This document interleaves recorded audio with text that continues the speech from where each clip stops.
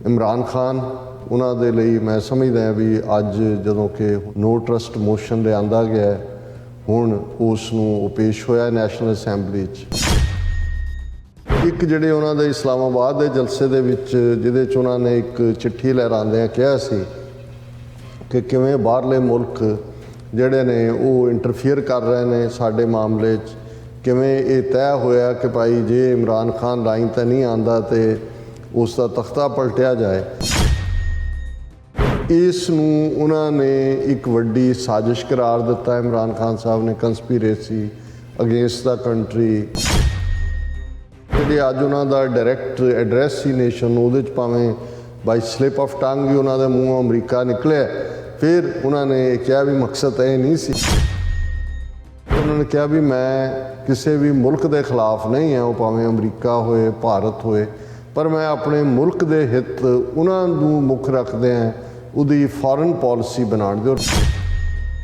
लगभग 3.5 साल तो हो गए ने हुकूमत के, 1.5 साल का होर पीरीयड है अपोजिशन की हुकूमत बनने तो बाद भी चोणां तो होणियां ने।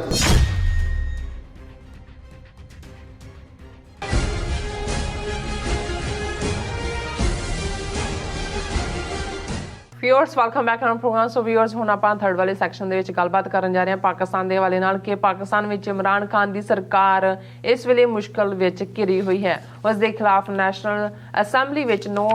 ट्रस्ट मोशन लिया गया है जिस दे पास होने जिहड़ी संभावना दसी जा रही है। और इस ते इमरान खान ने अज मुल्क वासियों को संबोधन किया। उन्होंने इल्जाम लगाया कि अमरीका वालों पाकिस्तान के अंदरूनी मामलों में दखल अंदाजी की जा रही है जिसकी वजह करके नो कॉन्फिडेंस मोशन लिया गया है। सो इस बारे आप गलबात करन जा रहे हैं। सो असीं चाहांगे कि तुसीं इसी तरह बने रहना, देखण सुनने लिखण लई तुहाडा सब दा बहुत बहुत धन्यवाद जी। डॉक्टर साहब की कहना चाहोगे? देखो असीं अक्सर ये दोहराते हैं कि पाकिस्तान दे नाल साडा हमसाया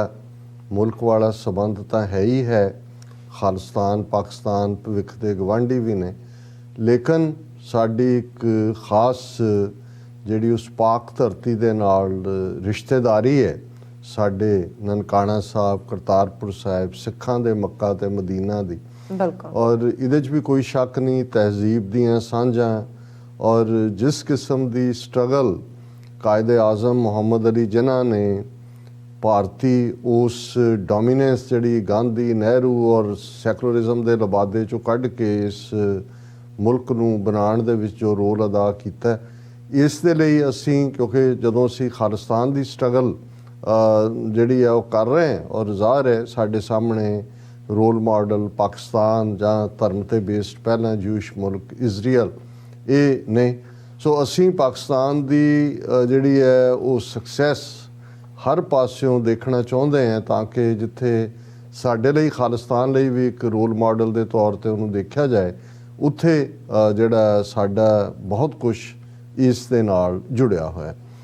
इमरान खान उन्हां दे लई मैं समझदा भी अज जदों कि हुण तां खबरां चार चफेरे ने, पहला भी असीं डिस्कस कीता है, नो ट्रस्ट मोशन लिआंदा गया हुण उस नूं पेश होया नैशनल असैंबली च और अजे उस दे उत्ते डिटेल डिस्कशन होनी है और बाई वीकेंड जिहड़ा है उस दे उत्ते वोटिंग होएगी। और जो इम्कान बने हुए ने जां आसार जिसनों असीं कहंदे हैं वो कोई बहुते शुभ या बहुते ठीक नहीं ने, क्योंकि जिहड़ियां उन्हां दियां इतिहादी पार्टियां जिन्हां च खास तौर पर एक MQM जिस दे कोल शायद 16 जां 17 मैंबर ने पार्लीमेंट के, उन्होंने भी ओपोजिशन के नाल, हालां पाकिस्तान या जो उस खिते च कहना होए तो गौरमेंट मिंट की गौरमेंट है, इन्हां 2 दिनों की वापरदा है कौन की पोजीशन लैंदा है, पर असीं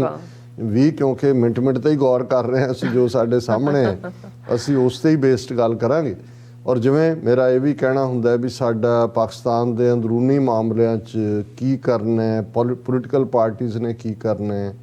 लोगों ने की करना है, उस ते असीं अपनी टिप्पणी नहीं करते। लेकिन ज़ाहिर है कि भी फिर भी एक ह्यूमन नेचर भी है जदों तुसीं किसी दियां कुछ पॉजिटिविटीज़ ने तुहानूं प्रभावित किया हुंदा है, जिवें सिख कौम दे विच ज़ाहिर है इमरान खान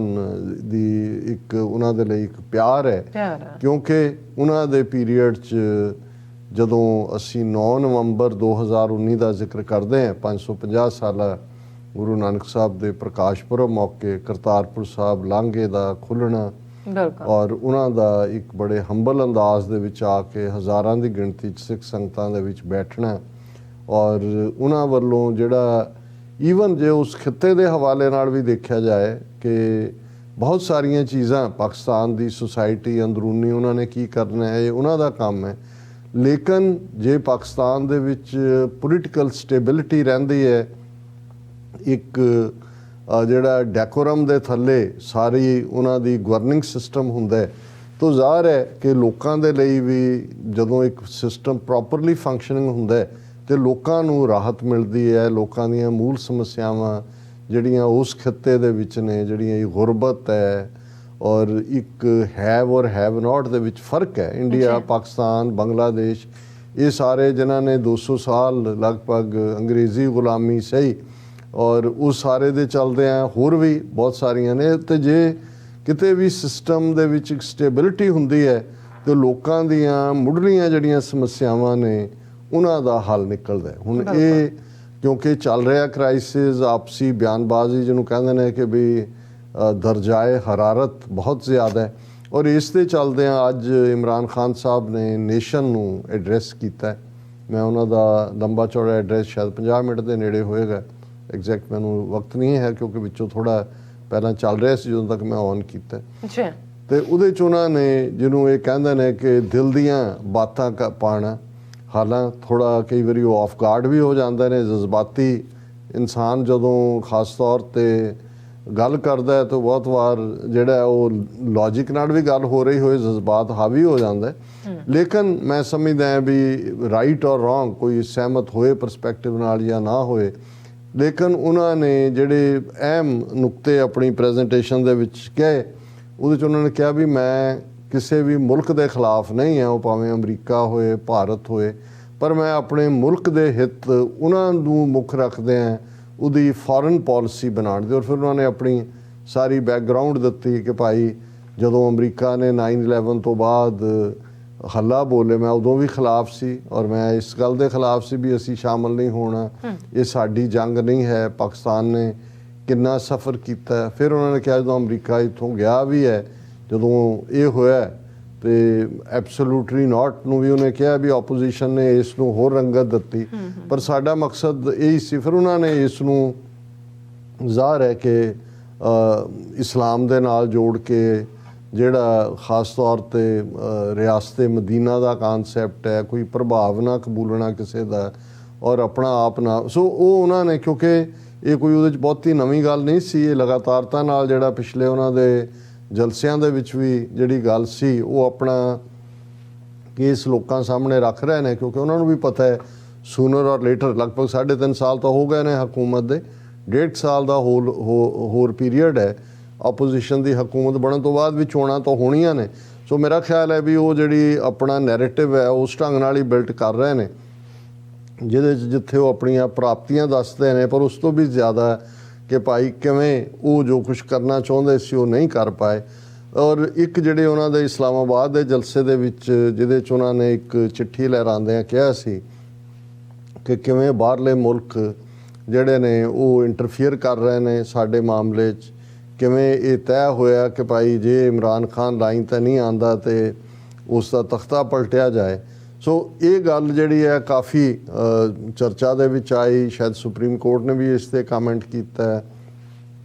ਇਮਰਾਨ ਖਾਨ ਸਾਹਿਬ ਨੇ ਨੈਸ਼ਨਲ ਸਿਕਿਉਰਿਟੀ ਕੌਂਸਲ ਦੀ ਮੀਟਿੰਗ ਆਪਣੀ ਔਰ ਦੂਸਰਾ, ਸੋ ਉਸ ਸਭ ਦੇ ਚੱਲਦਿਆਂ ਜਿਹੜੇ ਅੱਜ ਉਹਨਾਂ ਦਾ ਡਾਇਰੈਕਟ ਐਡਰੈਸ ਸੀ ਨੇਸ਼ਨ ਨੂੰ, ਉਹਦੇ 'ਚ ਭਾਵੇਂ ਬਾਈ ਸਲਿਪ ਆਫ ਟੰਗ ਹੀ ਉਹਨਾਂ ਦੇ ਮੂੰਹੋਂ ਅਮਰੀਕਾ ਨਿਕਲਿਆ। ਫਿਰ ਉਹਨਾਂ ਨੇ ਇਹ ਕਿਹਾ ਵੀ ਮਕਸਦ ਇਹ ਨਹੀਂ ਸੀ, ਲੇਕਿਨ ਉਹਨਾਂ ਨੇ ਇਹ ਕਿਹਾ ਵੀ ਕਿਵੇਂ ਜਿਹੜਾ ਹੈ, ਫਿਰ ਇਹਦੀਆਂ ਡੀਟੇਲਸ ਵੀ ਹੁਣ ਤਾਂ ਸਾਹਮਣੇ ਹੀ ਨੇ ਕਿ ਕਿਵੇਂ ਸਟੇਟ ਡਿਪਾਰਟਮੈਂਟ ਨੇ ਜਿਹੜਾ ਉਹਨਾਂ ਦੇ, ਔਰ ਇਹ ਜਿਹੜਾ ਉਹ ਲੈਟਰ ਹੈ ਉਹ ਬੇਸਡ ਹੈ, ਜਿਹੜੀ ਕੇਬਲ ਜਾਂਦੀ ਹੈ ਪਾਕਿਸਤਾਨ ਦੇ ਐਂਬੈਸਡਰ ਜਿਹੜੇ ਇਸਲਾਮਾਬਾਦ ਸਨ, ਔਰ ਇਹ ਵਾਕਿਆ ਵੀ 8 ਮਾਰਚ ਦੇ ਨੇੜੇ ਤੇੜੇ ਹੀ ਜੁੜਦਾ, 3-4 ਹਫ਼ਤੇ ਪਹਿਲਾਂ ਦੀ ਗੱਲ ਹੈ। ਹੁਣ ਤਾਂ ਅੱਜ ਮਾਰਚ ਦੀ ਲਾਸਟ ਡੇਟ ਹੈ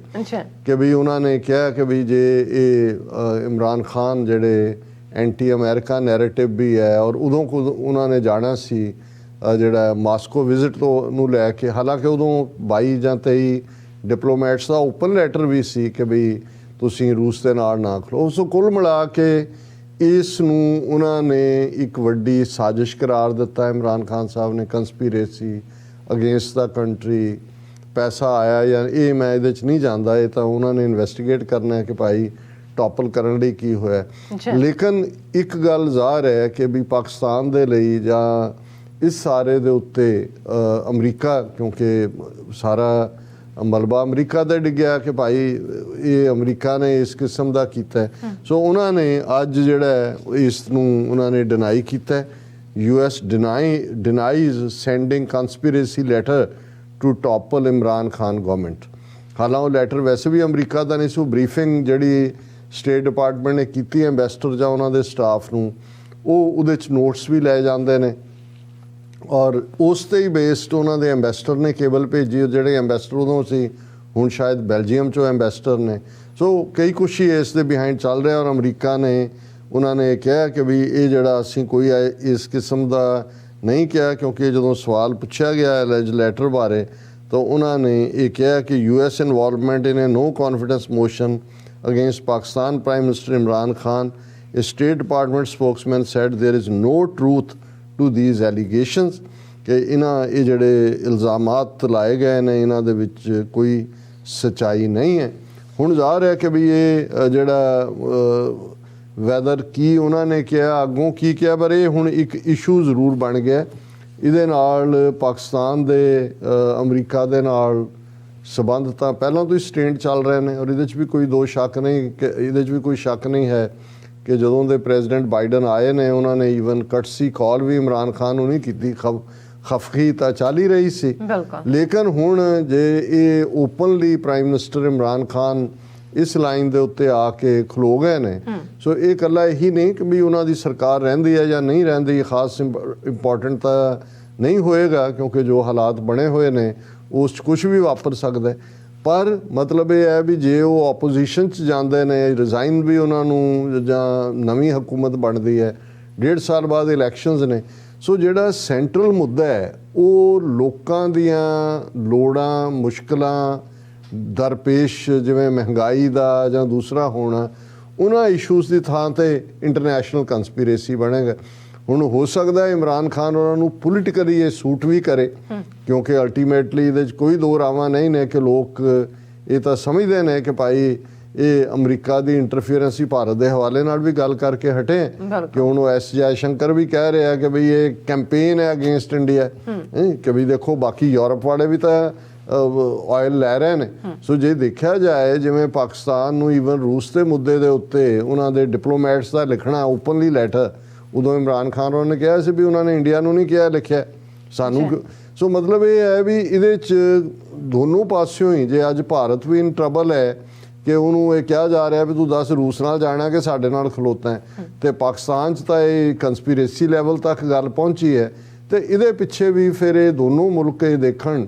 ਕਿ ਉਹਨਾਂ ਦੀ ਫੋਰਨ ਪਾਲਿਸੀ ਜਿਹੜੀ ਪੋਸਟ 47 ਬਣਾਈ, ਨਹਿਰੂ ਨੇ ਆਪਣੇ ਪੀਰੀਅਡ 'ਚ ਤਾਂ ਨਾਨ ਅਲਾਈਨਮੈਂਟ ਦੇ ਥੱਲੇ ਦੋਨਾਂ ਨੂੰ ਹੀ ਰੱਖਿਆ, ਪਰ ਪਾਕਿਸਤਾਨ ਦੇ ਹੁਕਮਰਾਨਾਂ ਨੇ ਇੱਕਦਮ ਸਾਰੇ ਆਂਡੇ ਅਮਰੀਕਾ ਦੀ ਟੋਕਰੀ 'ਚ ਪਾ ਦਿੱਤੇ। ਫਿਰ ਇਕੱਲੇ ਆਂਡੇ ਹੀ ਨਹੀਂ ਪਾਏ, ਅਸੀਂ 1979 ਤੋਂ 1999 ਤੱਕ ਦੇਖਦੇ ਹਾਂ ਜਨਰਲ ਜ਼ਿਆਉਲ ਹੱਕ ਦੇ ਪੀਰੀਅਡ ਦੇ ਵਿੱਚ ਕਿ ਉਹਨਾਂ ਨੇ ਜਿਹੜੀ ਹੈ ਉਹ ਜਿਹਾਦ ਦੇ ਨਾਂ ਥੱਲੇ ਸੋਵੀਅਤ ਯੂਨੀਅਨ ਦੇ ਖਿਲਾਫ ਲੜਾਈ ਦਾ ਅੱਡਾ ਗੱਡਾ ਵੀ ਪਾਕਿਸਤਾਨ ਨੂੰ ਬਣਾਇਆ। ਔਰ ਉਹੀ ਪਾਕਿਸਤਾਨ ਜਿਹੜਾ 50ਵੇਂ ਜਾਂ 60ਵੇਂ ਦੇ ਵਿੱਚ ਖੁਸ਼ਹਾਲੀ ਵੱਲ ਵੱਧ ਰਿਹਾ ਸੀ, ਇੱਕ ਰੋਲ ਮਾਡਲ ਦੇ ਤੌਰ ਤੇ ਦੇਖਿਆ ਜਾਂਦਾ ਸੀ, ਉਹ ਦਹਿਸ਼ਤਗਰਦੀ ਦੀ ਦਲਦਲ 'ਚ ਫਸਦਾ ਚਲਾ ਗਿਆ। ਅਮਰੀਕਾ ਉੱਥੋਂ ਵਾਪਸ ਆ ਗਿਆ ਔਰ ਉਹ ਦਹਿਸ਼ਤਗਰਦੀ ਵੀ ਉਹਨਾਂ ਦੀਆਂ ਬਰੂਹਾਂ ਟੱਪ ਕੇ ਅੰਦਰ ਵੀ ਆ ਗਈ। ਕਿੰਨੀਆਂ ਜਿਹੜੀਆਂ ਨੇ ਉਹਨਾਂ ਦੇ ਵਿੱਚ ਜਾਨਾਂ ਜਾਈ ਗਈਆਂ ਔਰ ਫਿਰ 9/11 ਤੋਂ ਬਾਅਦ ਵਾਲਾ ਫਿਰ ਪਾਕਿਸਤਾਨ ਹਿੱਸੇਦਾਰ ਬਣਿਆ ਉਸ ਜੰਗ ਦੇ ਵਿੱਚ। ਹਾਲਾਂਕਿ ਇੱਕ ਵੱਖਰੀ ਕਹਾਣੀ ਹੈ ਕਿ ਵੀ ਪਾਕਿਸਤਾਨ ਦੀ ਜਿਹੜੀ ਇਹ ਨੀਤੀ ਦੇ ਵਿੱਚ ਇਹ ਸਾਰਾ ਕਿਵੇਂ ਕਿੱਥੋਂ ਆਇਆ, ਉਹਦੇ 'ਚ ਸਾਰੀਆਂ ਹੀ ਸਾਈਡਸ ਦੀ ਆਪਣੀ ਕਹਾਣੀ ਕਹਿਣ ਵਾਲੀ ਹੈ। ਪਰ ਜੇ ਉਹਨੂੰ ਬਾਟਮ ਲਾਈਨ ਕਹਿਣਾ ਹੋਏ ਕਿ ਇਹਦੇ ਬਾਵਜੂਦ ਕਿ ਪਾਕਿਸਤਾਨ ਦੀ ਟੋਟਲ ਲਾਇਲਟੀ ਅਮਰੀਕਾ ਦੇ ਨਾਲ ਇਹ ਸਾਰੇ ਪੀਰੀਅਡ ਦੇ ਵਿੱਚ ਰਹੀ, ਤੇ ਇੱਕ ਪੀਰੀਅਡ ਉਹ ਆਇਆ ਕਿ ਜਦੋਂ ਬੁਸ਼ ਨੇ either you are with us ਔਰ ਅਗੇਂਸਟ ਅਸ ਕਰਕੇ ਮੁਸ਼ਰਫ ਦੇ ਪੀਰੀਅਡ 'ਚ ਜਿਵੇਂ ਅਗੇਨ ਪਾਕਿਸਤਾਨ ਨੂੰ ਉਹਦੇ 'ਚ ਲਿਆਂਦਾ। ਸੋ ਇਹਦੇ 'ਚ ਦੋ ਰਾਵਾਂ ਨਹੀਂ ਨੇ ਕਿ ਇਮਰਾਨ ਖਾਨ ਨੇ ਕੋਸ਼ਿਸ਼ ਕੀਤੀ, ਸ਼ਾਇਦ ਥੋੜਾ ਰਫ ਸਟਾਈਲ ਹੋਏ, ਬਿਲਕੁਲ ਥੋੜੀ ਬਹੁਤ ਜੀਭ ਨੂੰ ਤੇਲ ਲਾਇਆ ਹੁੰਦਾ, ਜਿਹਨੂੰ ਆਇਲੀ ਟੰਗ ਸਿਲਕੀ ਟੰਗ ਕਹਿੰਦੇ ਨੇ ਕਹਾਣੀ ਪਰ ਜਿੰਨਾ ਕੁ ਮੈਨੂੰ ਲੱਗਦਾ ਹੈ ਵੀ ਘੱਟੋ ਘੱਟ ਕੋਈ ਵੀ ਖੁਦਦਾਰ ਕੱਲ੍ਹ ਨੂੰ ਜਿਹੜੇ ਵੀ ਨਵੇਂ ਆਣ ਉਹਨਾਂ ਨੂੰ ਇਹ ਦੇਖਣਾ ਪਏਗਾ ਕਿ ਤੁਸੀਂ ਇੱਕ ਜਾਂ ਦੂਸਰੇ ਦੀ ਪ੍ਰੋਕਸੀ ਬਣ ਕੇ ਐਂਡ ਨਾ ਹੋਵੋ। ਆਪਣੀ ਆਜ਼ਾਦਾਨਾ ਤੁਹਾਡੀ ਸੋਚ, ਤੁਹਾਡੀ ਫੋਰਨ ਪਾਲਿਸੀ ਹੋਏ। ਔਰ ਫਿਰ ਡਿਪੈਂਡੈਂਸ ਇਸ ਲਈ ਵੀ ਹੁੰਦੀ ਹੈ ਵੀ ਇਕਨੋਮਿਕਲੀ ਹੁਣ ਜੋ ਤਰਲੇ IMF ਦੇ ਸਾਹਮਣੇ ਦੂਸਰਿਆਂ ਦੇ ਸਾਹਮਣੇ ਕਰਨ ਦਾ ਆਇਆ, ਉਹਨਾਂ ਨੇ ਉਹ ਜਿਹਨੂੰ ਕਹਿੰਦੇ ਹਲਕ ਚੋਂ ਉਹ ਸ਼ਰਤਾਂ ਉਤਾਰੀਆਂ ਕਿ ਵੀ ਬਿਲਕੁਲ ਹੀ ਤੁਸੀਂ ਬਿਲੀਅਨ 2 ਬਿਲੀਅਨ ਦੇਣਾ ਹੈ ਤੇ ਤੁਸੀਂ ਉਹ ਪੱਕੇ ਤੌਰ ਤੇ ਗੁਲਾਮ ਬਣਾ ਰਹੇ ਹੋ। ਸੋ ਮੈਂ ਸਮਝਦਾ ਵੀ ਖੁਦਦਾਰ ਕੌਮਾਂ ਜਾਂ ਖੁਦਦਾਰ ਨੇਸ਼ਨ ਉਹਨਾਂ ਨੂੰ ਜਿਹੜਾ ਇਹ ਸਮਝਣਾ ਹੋਏਗਾ ਕਿ ਉਹ ਆਪਣੇ ਪੈਰਾਂ ਤੇ ਆਪਣੀ ਇਕਨੋਮੀ ਖੜੀ ਕਰਨ, ਆਪਣੀਆਂ ਨੀਤੀਆਂ ਬਣਾਉਣ। ਔਰ ਉਸ ਸਾਰੇ ਲਈ ਇਹ ਬੜਾ ਜ਼ਰੂਰੀ ਹੈ ਕਿ ਇੱਕ ਸਿਵਲਾਈਜ਼ਡ ਡਾਇਲੋਗ, ਕਿਉਂਕਿ ਜਿਵੇਂ ਮੈਂ ਕਿਹਾ ਵੀ ਸਾਰੀਆਂ ਹੀ ਸਿਆਸੀ ਧਿਰਾਂ ਪਾਕਿਸਤਾਨ ਦਾ ਆਵਾਮ ਸਿੱਖ ਕੌਮ ਨੂੰ ਪਿਆਰ ਕਰਦਾ, ਅਸੀਂ ਕਿਸੇ ਇੱਕ ਧਿਰ ਦੇ ਨਾਲ ਨਹੀਂ ਖਲੋਂਦੇ, ਲੇਕਿਨ ਅਸੀਂ ਇੱਕ ਵੈਲ ਵਿਸ਼ਰ ਦੇ ਨਾਤੇ ਜ਼ਰੂਰ ਸਮਝਦੇ ਹਾਂ ਕਿ ਇਹ ਸਾਰੇ ਕ੍ਰਾਈਸਿਸ ਚੋਂ ਵੀ ਪਾਕਿਸਤਾਨ ਨਿਕਲ ਜਾਏਗਾ। ਕੋਈ ਨਹੀਂ ਹੈ, ਡਿਬੇਟਸ ਹੁੰਦੀਆਂ ਨੇ ਫਾਰ ਆਫ, ਲੇਕਿਨ ਜਦੋਂ ਸੁਸਾਇਟੀ ਪੋਲਰਾਈਜ਼ ਹੁੰਦੀ ਹੈ, ਬਿਟਰਨੈਸ ਹੁੰਦਾ ਹੈ ਔਰ ਉਸ ਦਾ ਨਤੀਜਾ ਹੁੰਦਾ ਹੈ ਕਿ ਭਾਰਤ ਦੀਆਂ ਏਜੰਸੀਆਂ, ਦੂਸਰੇ ਲੋਕ ਜਿਹੜੇ ਜਿਹਨੂੰ ਕਹਿੰਦੇ ਨੇ ਕਿ ਵੀ ਦੇ like to fish in the troubled waters, ਉਹਨਾਂ ਦਾ ਦਾ ਲੱਗਦਾ ਹੈ। ਸੋ ਅਸੀਂ ਵੀ ਵਿਸ਼ ਪਾਕਿਸਤਾਨ ਵੈਲ ਕਿ ਇਸ ਸਾਰੇ ਕ੍ਰਾਈਸਿਸ ਚੋਂ ਉਹ ਉੱਭਰ ਜਾਣਗੇ ਔਰ ਅਲਟੀਮੇਟਲੀ ਲੋਕਾਂ ਨੇ ਡਿਸਾਈਡ ਕਰਨਾ ਹੈ ਕਿ ਉਹਨਾਂ ਨੇ ਕਿਸ ਸਿਸਟਮ ਨੂੰ ਅੱਗੇ ਤੋਂ। ਬਿਲਕੁਲ ਡਾਕਟਰ ਸਾਹਿਬ, ਤੁਹਾਡਾ ਬਹੁਤ ਬਹੁਤ ਸ਼ੁਕਰੀਆ। ਸੋ ਇੱਥੇ ਲੈਣੇ ਬ੍ਰੇਕ, ਵਿਊਅਰਸ ਤੁਸੀਂ ਇਸੇ ਤਰ੍ਹਾਂ ਹੀ ਬਣੇ ਰਹਿਣਾ। ਮਿਲਦੇ ਹਾਂ ਛੋਟੇ ਜਿਹੇ ਵਕਫੇ ਤੋਂ ਬਾਅਦ।